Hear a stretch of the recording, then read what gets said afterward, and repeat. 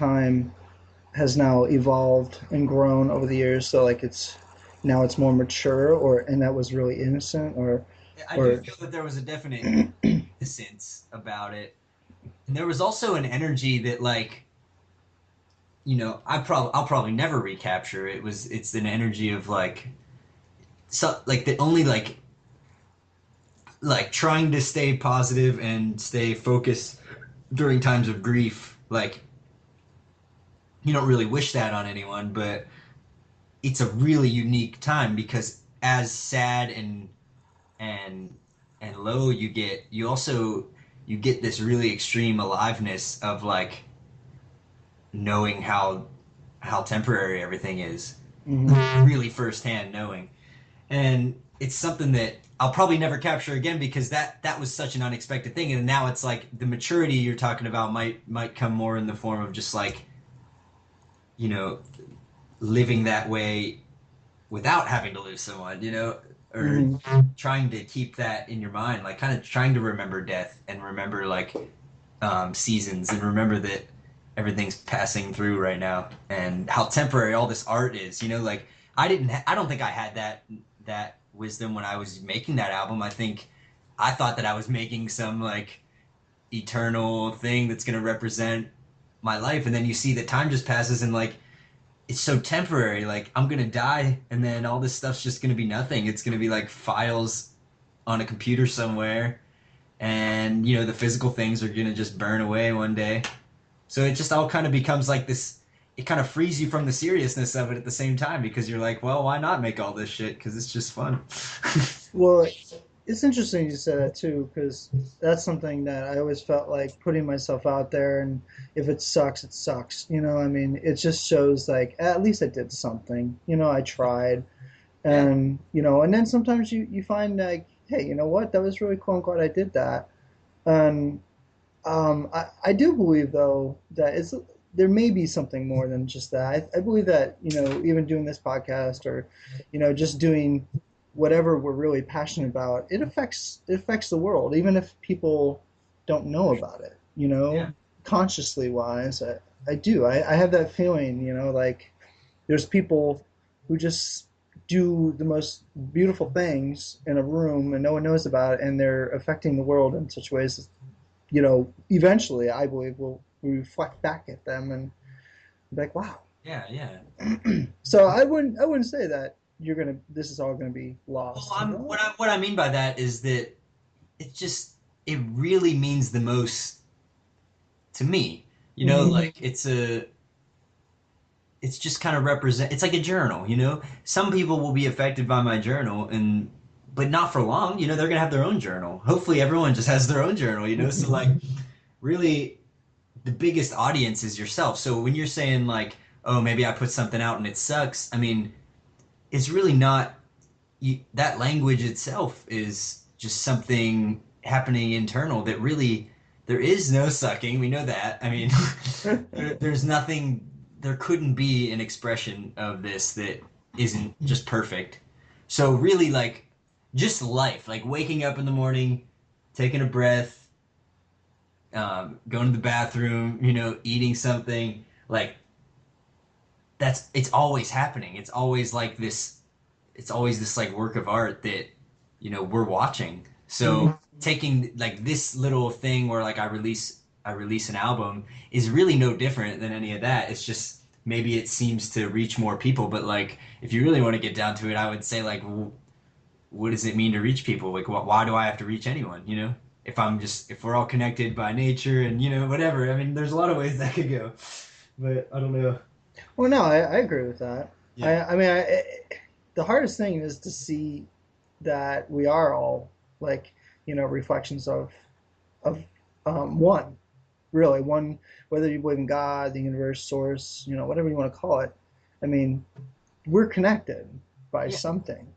And the hardest thing is to look at the most horrible things, but once again, perception is what gives you to say horrible. Hmm. But to look at those things and say, oh, that's a reflection of what's going on here in Yeah. me. And that's why we're not connected. We think we're not connected is because we look at that and we're like, yeah, that's not me. I would never do that. That's why the internal. Hmm. is really all there is to work with because there's nothing that's not internal. All these perceptions, all these judgments, I don't know, discernment is all happening internally all the time. So that's the only thing there is to work with. Even when you're working with other people, you're only working with yourself. So that is the inherent like oneness is that you can only be one. Like you can only be the one experience that you're having. Like you don't have any other experience than that. I mean, I don't. So I can only speak for myself. Like I don't know like I don't know why I'm here. I don't know how I got here. Like I feel like everyone has that. Everyone shares that. Like we're plopped onto this thing and we don't know what we're doing or what we're supposed to do, and we sit here like trying to figure it out. But like really, it's just as crazy as like when you're sleeping and you're dreaming about something. Like you just appear in a moment and you're just like you don't even question why you're here. But here in this experience, we seem to like, oh, where did we come from? We make up stories of it, and it's almost like the dreaming would just be like experiencing it. Not that there's anything wrong with trying to figure it out. It's just fun. It's fun to figure it out, I guess. But not that I think that any we would ever figure it out. You don't think so? I mean, there's just no. It would only be one little ant's perspective of it anyway. There's no. This thing is like what could be considered objective to everyone. You know, really. Mm. I mean, we could talk on like an Earth scale, I guess, and still we don't know what's infinitely inward of like of our bodies, and we don't even know where we're coming from. So really, what would be the thing to figure out would be the question. Like what would be the angle to take? Like what has science been trying to do, and what has spirituality been trying to do all this time? And no one's ever just been like, oh, we can stop now. So I feel like that's not gonna end. Maybe if we like just ignored it, but there's no reason. It's fun. It's fun to make shit up and play around with it, I think. See, part of me thinks that there is a purpose. We do have a purpose, and part of me thinks that you know it's to wake up. Like, and you have a lot of things that talk about waking up. You do focus a little bit here and there on consciousness and stuff like that. I noticed that. But you have to keep in mind when I say wake up, I'm also kind of just playing with words, Oh, definitely, Yeah. definitely. But But like I literally though I believe it's to wake up because if we are spiritual beings, which to me it just makes sense, then once you wake up, now you can understand the dream, you can interact with it and interact with it. consciously, Yeah. and so if that's my whole thing is like there's so many times I look at things and I'm like, well, I know that's kind of a reflection of myself not waking up, but man, how ignorant am I? Like how I like to look at that. I kind of like to look at the paradox of that, of like having to wake up or waking up Mm, to me in those words would it's always it always seems to be like way more simple. Like we we think there's a waking up because the words waking up exist, but it would be like true waking up would just be to let go of the idea that you could ever not be awake. nice. So, I mean, that's just something I sometimes come to with all this is like remember you're dreaming is like the thing I'm launching, and it's like, well, how could you forget? You're just it's always happening. And and it's really just asking the question like what is it to be present in an experience? Like because a lot of this just seems to be spontaneously happening. So, what is it to interact with it? And do we interact with it? And does it matter if we interact with it or not? You know, because who would say that there would be a who would decide if there was a right way to live a life or to dream? You know, Hmm. and whose idea would that be? I mean, obviously we can like create those for ourselves, but do we even need to stick to it? Because wouldn't that be like almost trying to control something that we are inherently out of control of? Hmm. That's a good point. So when you when you've been doing this Infinite Third and touring and things like what have you had any really significant experiences? Have you there's points where you've learned like, all right, this is what I'm going to start doing now, or Yeah, yeah, you definitely, know, definitely. a lot of these festivals that I've played have been really just mind blowing and just kind of just like what people are ready to experience and what they create for themselves. And sometimes am a subject of that. So say I play a show and there's this there's this really like heavy energy that happens, and these people really get something out of it. And what nobody really understands is that I get that out of it too, playing up there, because it's just as surprising to me when something crazy and like when something when something like heavy happens. Hmm.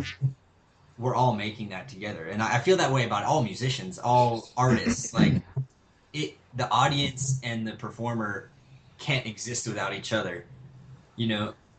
Sure. So, and then of course we could say like, well, I could be the audience and performer at the same time, so that we know that. But you have to take into account the interaction between all the all those entities kind of creating it. So I've definitely found a lot about it's really humbling to go through these things and still have the experience, and not just be like, oh yeah, I did that. Yeah, that's my I had a good show today. I made you feel good. Like it's never like that. I always come out of it just like humbled and thankful that that could even happen, because most of the time I couldn't even plan what happens. It just happens so perfectly. Hmm. So, It's yeah, it's always beyond what you like imagine. When you can go with that frame of mind, I definitely agree with that. and And I've really enjoyed the generosity of people too. I plan to do this a lot more, but like a lot of the house shows, I love house shows and people just kind of opening up their homes to me to play in and stay there, and it creates a whole other thing. Like I don't like playing in bars that much, I don't like there's a certain kind of venue I like, but someone's home is a whole different thing. It's like that goes beyond venue. That's like a real just like intimate time, you know. that's really cool. And how many people have you collaborated with and stuff? You mean in music or Good question. I guess music and then whatever else. I mean, man, I feel like every time I interact, I'm collaborating. So like right now we're collaborating. So I mean, if you want to go that deep, Awesome. collaborated with a lot of people. So, but as far as artists go, like music artists, Hmm. I have a good amount. I have about 5 or 6 good friends who make music who are really like launching the label with me as and like giving their gifts to it, which is like their new album or making videos with them. Um, so I've been really just blessed to have this family, of Hmm. artists that kind of just even when I'm not like necessarily focused on it or them, like they're still kind of driving it forward and like holding it in their heart, which I think is just something everyone needs. Like that's kind of what a friendship is like holding someone in your heart even when they're not there and holding that connection. Definitely, definitely. And what do you like? Do you have? I don't know. I mean, the way you're saying, I imagine that you probably don't have really an ultimate vision, but I'm sure there's some type of. Oh, definitely. There's ambitions and goals, definitely for the label. I mean, my life as Infinite Third, they're the same thing. Like, I want to be just like constantly growing the music and seeing where it goes and kind of just exploring with it for the rest of my life, hopefully, and playing in new places and learning and traveling and creating new albums and new just media things, all mediums. And as far as Remember Your Dreaming, we're very still at the beginning, so it's young, but it's something I've been driving forward for almost a year now. But we haven't even officially launched yet as a label, and I do have a vision for it, and I feel like it's kind of this it's kind of this just a platform that has a family of artists of all mediums that come together and collaborate a lot, but it also is open for just someone passing by to come and collaborate. So like, as an example, just a random band comes to town and I'm into them and I hit them up and say, hey, I'd love to shoot a video with you guys. Like, let's just do it and see what happens.